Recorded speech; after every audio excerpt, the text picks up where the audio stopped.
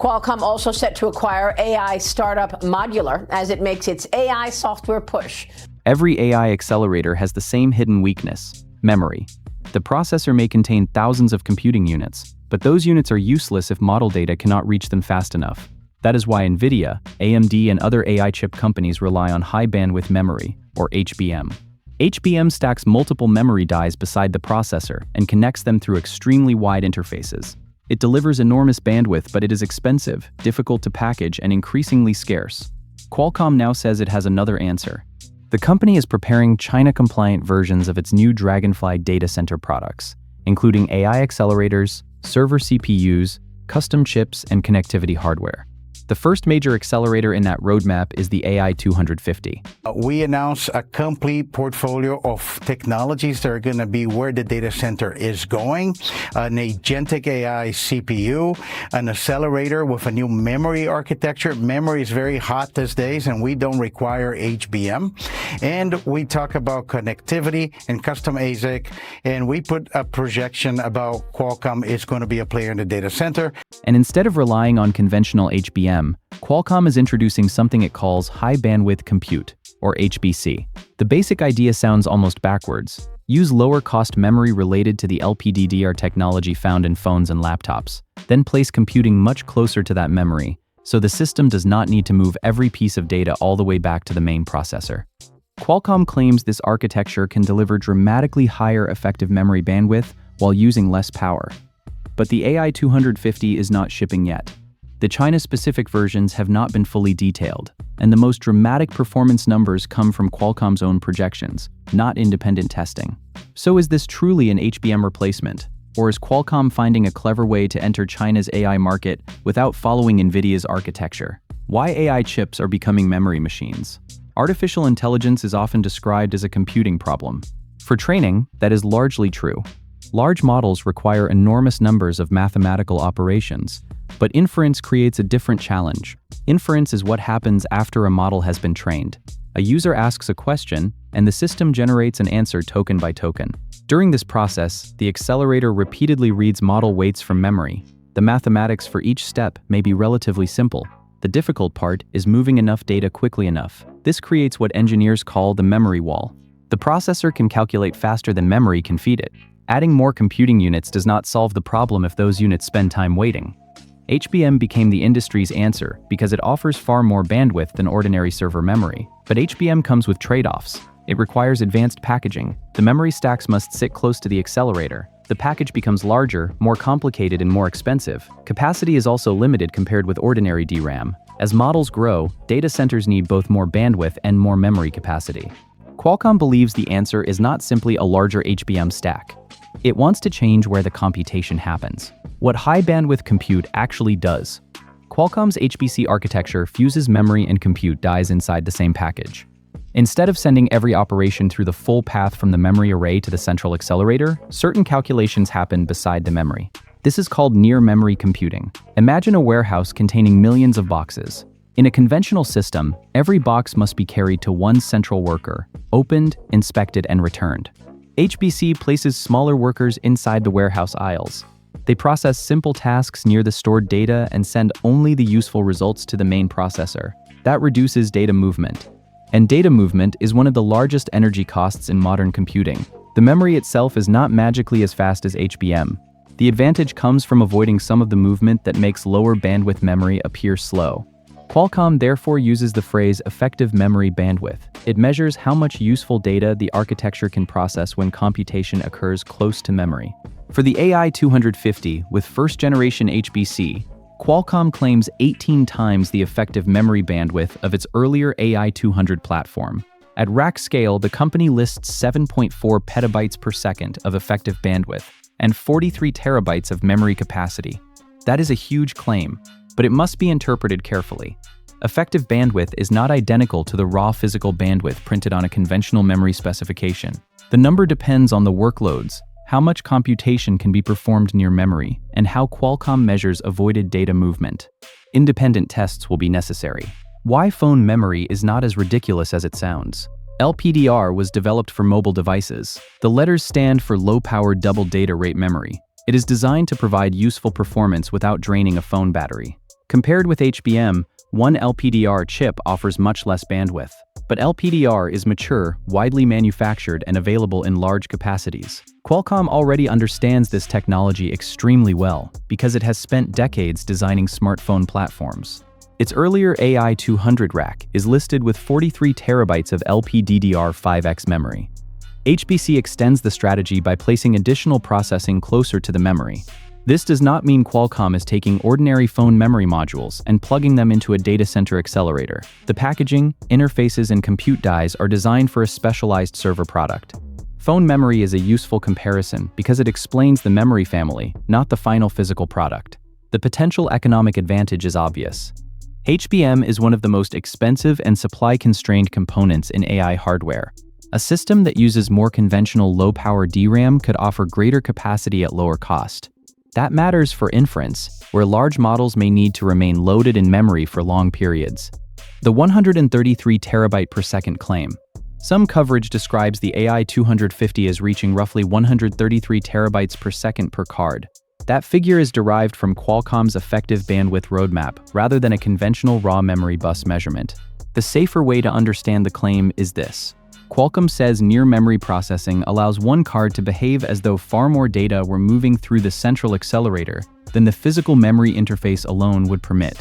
The company also estimates 6 times higher memory bandwidth per watt than HBM-based systems, and it claims up to 8 times better token performance per watt than selected GPU-based systems. Again, these are Qualcomm estimates. The company has not yet placed production AI250 hardware into the hands of independent reviewers. The comparisons also depend on selected models and inference conditions. A system can look excellent during token generation, but perform differently during model loading, prompt processing, or workloads that require more arithmetic. Qualcomm is optimizing specifically for inference. It is not claiming one architecture will dominate every AI task. Why China matters. Qualcomm's chief executive has said the company intends to offer versions of all 4 Dragonfly product categories in China while remaining within US export rules. That includes accelerators, CPUs, custom silicon, and connectivity products. China is already extremely important to Qualcomm's smartphone business. The company has long relationships with Chinese device makers and automotive companies. It now wants to extend those relationships into data centers. But selling advanced AI hardware in China has become extremely complicated. US export controls limit the performance and connectivity of chips that American companies can ship there. Manufacturers may need to create reduced performance versions specifically for the Chinese market. Qualcomm has not disclosed the final specifications of its China-compliant AI250. That means the full global product and the Chinese version may not deliver identical performance. The HBC concept may remain the same, but accelerator throughput, interconnect capability, or other features could be adjusted. The title HBM-Free AI Chips for China describes the planned architecture and market direction. It does not mean Chinese customers can order the finished product today. Qualcomm is entering a hostile market. Export compliance is only one obstacle. China is increasingly supporting domestic AI chip suppliers. Huawei's Ascend processors and Cambricon's accelerators are becoming more important inside Chinese data centers. Some state-supported projects have been pushed toward locally made hardware. That creates a difficult situation for Qualcomm. It is an American supplier entering a market where American chips face restrictions from Washington and political pressure from Beijing. NVIDIA already learned how difficult this can become. It created export-compliant products for China, only to face changing rules and weakening access to major customers. Qualcomm believes it has advantages NVIDIA did not have. Its mobile business created deep commercial relationships across China.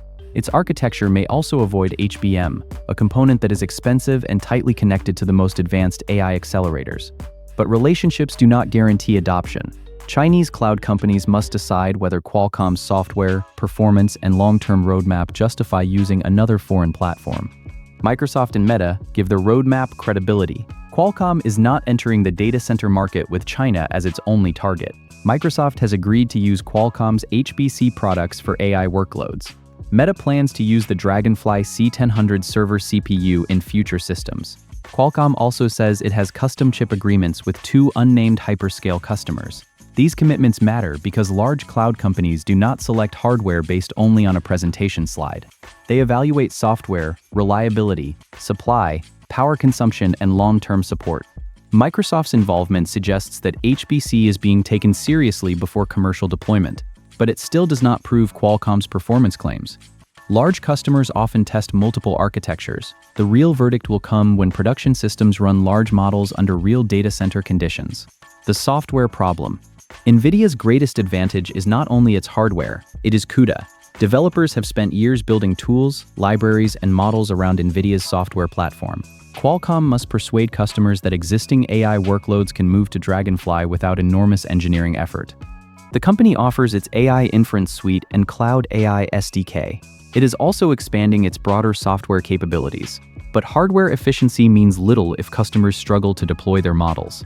Near-memory computing adds another challenge. The system must decide which operations should happen close to memory and which belong on the central accelerator. Good software can hide this complexity. Poor software can erase the architectural advantage.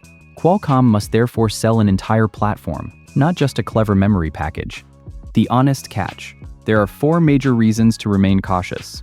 First, the AI 250 is a future product. Second, Qualcomm's bandwidth and efficiency numbers are internal estimates. Third, the exact China compliance specifications remain unknown. Fourth, HBC is optimized for workloads with low arithmetic intensity, where moving data is more difficult than performing the calculation. Some AI tasks fit that description extremely well. Others may still favor conventional GPUs with enormous raw computing power and mature software. There is also a terminology problem.